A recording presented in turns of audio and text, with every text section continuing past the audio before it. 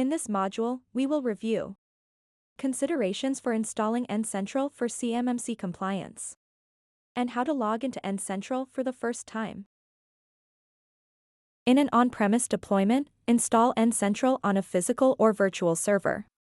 Ensure the server meets CMMC encryption requirements for CUI data. N-Central for CMMC compliance is a specialized version of N-Central, and compliance features cannot be enabled or disabled at will.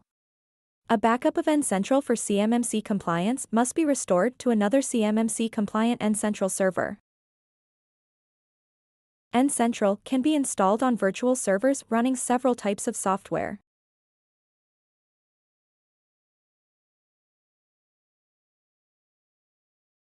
For an on-premise deployment, ensure that system requirements are met for the processor, operating system, physical hardware, and firewall configuration for CMMC compliance.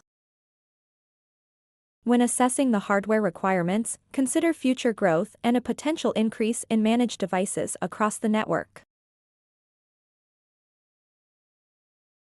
Server certificate requirements, CMMC, N-Central, must use a certificate authority signed TLS certificate.